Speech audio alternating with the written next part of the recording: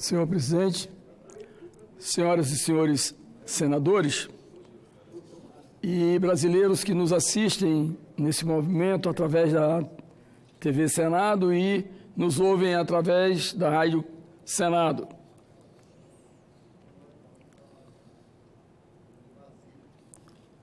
O Brasil vive uma crise de segurança pública gravíssima. A crise da segurança pública no Ceará, iniciada em meados de fevereiro, com um motim de policiais militares que tomaram batalhões acompanhados de seus familiares, fez o número de homicídios no estado disparar. Em apenas 6 dias, 170 assassinatos foram registrados. Na última quinta-feira, 27, 10 dias após o seu início, 195 homicídios registrados. Manifestação organizada por policiais insatisfeitos com o ajuste salarial acordado são a base deste aumento da insegurança pública. Parece localizado no Ceará, mas já ocorreu em vários outros estados e corre o risco de se espalhar pelo país. Esse é um cenário ao qual nos acostumamos ao longo da década de 2010. Sempre nos inícios de ano, eclodem rebeliões em presídios devido ao acerto de contas entre facções, reivindicações por melhores tratamentos e revolta dos policiais por melhores salários, etc.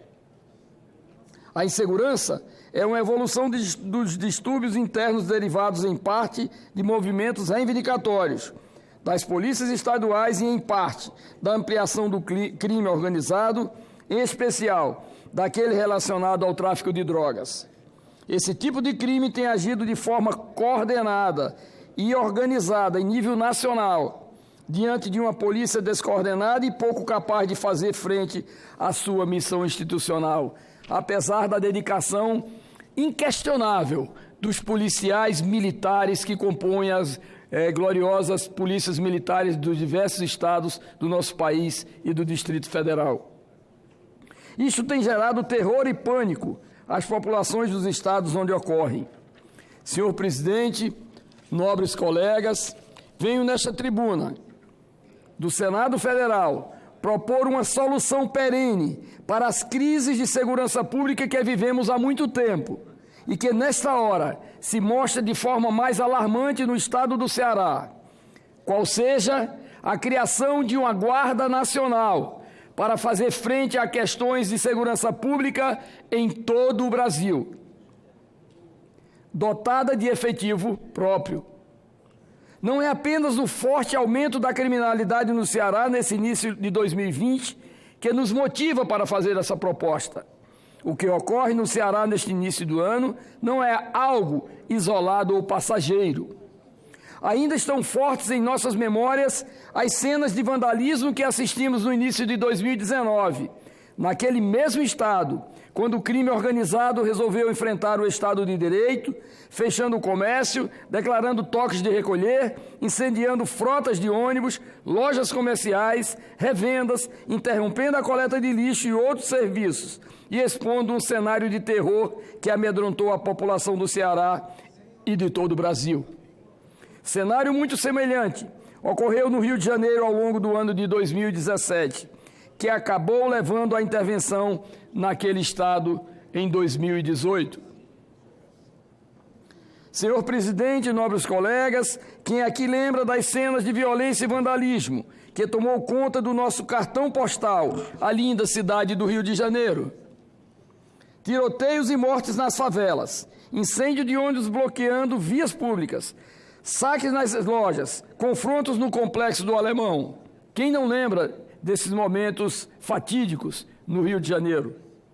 O Estado brasileiro está fraquejando numa das razões básicas de sua existência, que é o uso da força coercitiva para garantir a segurança pública, protegendo seus indivíduos e a sociedade brasileira contra a violência de qualquer natureza, seja contra si, bens ou direitos, garantindo a manutenção da lei e da ordem.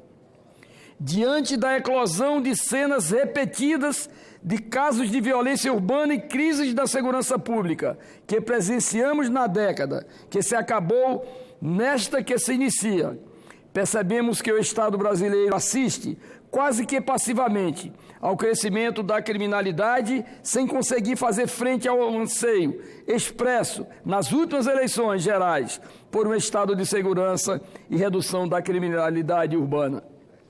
E aqui, um ponto importante. Se houve um fator preponderante nas eleições passadas, foi a insegurança dos brasileiros diante da escalada da violência urbana. Não precisamos ir longe. É só olhar o resultado da eleição em nossa casa para perceber essa mensagem estampada na composição dos nossos novos senadores. Na primeira década deste século, criou a Força Nacional, o governo criou a Força Nacional. Ela é um programa de cooperação de segurança pública coordenada pela Secretaria Nacional de Segurança Pública, que é eficiente emergencialmente. Na prática, no entanto, tem um efeito simbólico. Com sua estrutura, o Estado não consegue atender a todas as demandas. A falta de segurança pública levou o governo federal a intervir no Rio de Janeiro em 2018, quando o general Walter Souza Braga Neto, atual chefe da Casa Civil do governo do presidente Bolsonaro, assumiu o comando das polícias militar, civil e corpo de bombeiros do estado do Rio de Janeiro. A intervenção federal em um estado é algo grave e prescinde de autorização do Congresso Nacional. Não é algo corriqueiro. É verdade que a intervenção no Rio de Janeiro conseguiu recuperar a capacidade operativa dos órgãos de segurança do Estado e reduziu os índices de criminalidade que estavam em escalada assustadoramente grande de crescimento. Em muitos casos, como agora no Ceará, as Forças Armadas têm sido chamadas para contribuir por meio das operações de garantia da lei e da ordem previstas na Constituição, contrariando o próprio texto constitucional que prevê apenas sua utilização nas questões de segurança interna e externa. Neste sentido, nem a Força Nacional é um instrumento perene para a participação do governo federal na garantia da ordem e da segurança urbana, nem o uso das Forças Armadas deveria se tornar uma constância para este fim, e muito menos se deveria popularizar o uso do instrumento da intervenção federal. A intervenção federal nos órgãos de segurança, assim como as operações de garantia da lei e da ordem, são ações limitadas no tempo e de efeito temporário e de grande sacrifício para a sociedade e para as nossas gloriosas Forças Armadas. Assim, minha proposta de se criar uma Guarda Nacional com efetivo permanente e capacidade de ação rápida é a resposta certa e adequada para essa questão, qual seja encampar as atividades de segurança interna do nosso país.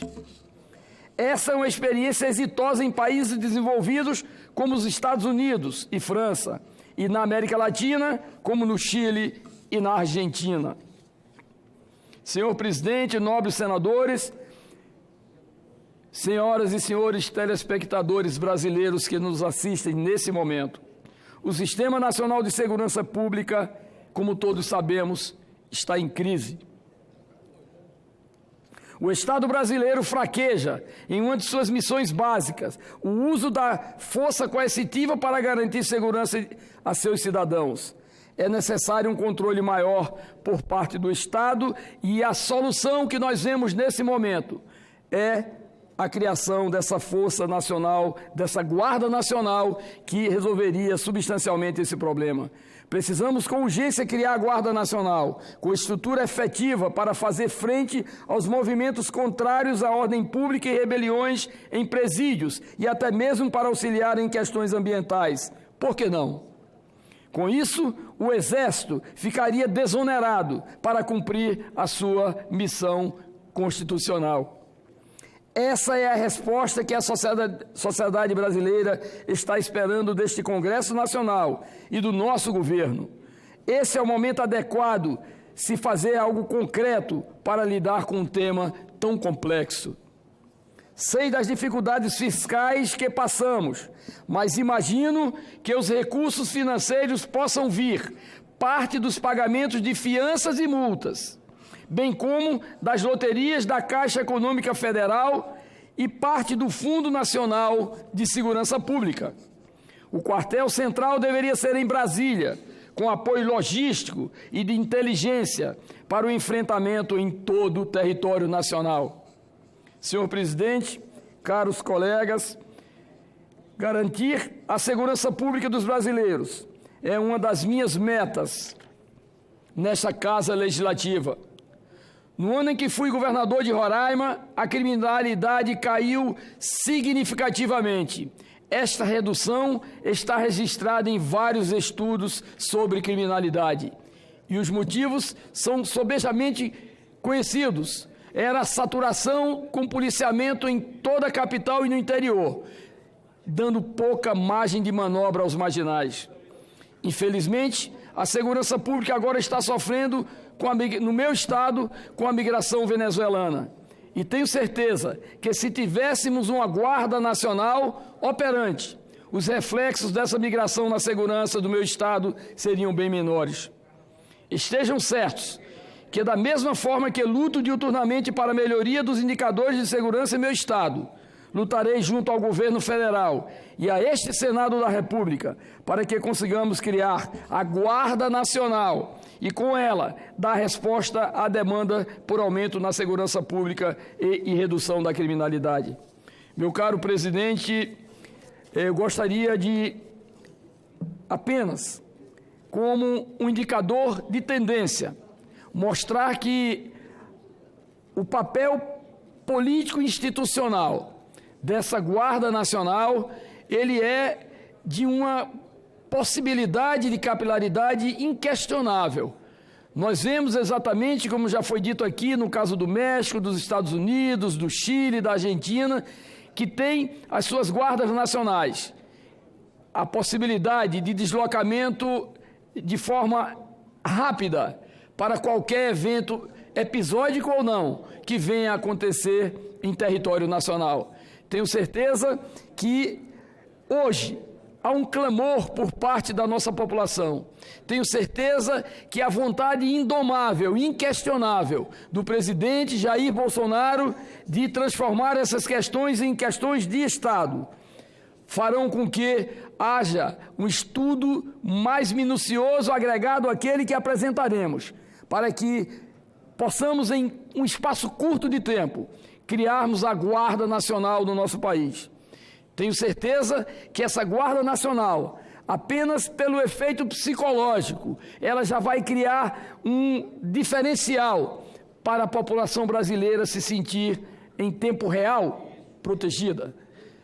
Gostaria, encerrando esse meu pronunciamento, conclamar todos os meus colegas senadores e senadoras para que possam nos aliar nesse sentimento e levar essa proposição ao governo do presidente Jair Bolsonaro, através do seu ministro da Justiça, o ministro Sérgio Moro, que tem sensibilidade suficiente para decodificar de uma forma mais expedita, mais rápida, essa proposição e nós possamos colocar à disposição da sociedade brasileira essa Guarda Nacional efetiva e permanente para garantir o direito do cidadão. Era esse o meu pronunciamento, senhor presidente. Muito obrigado pelo tempo que me concedeu.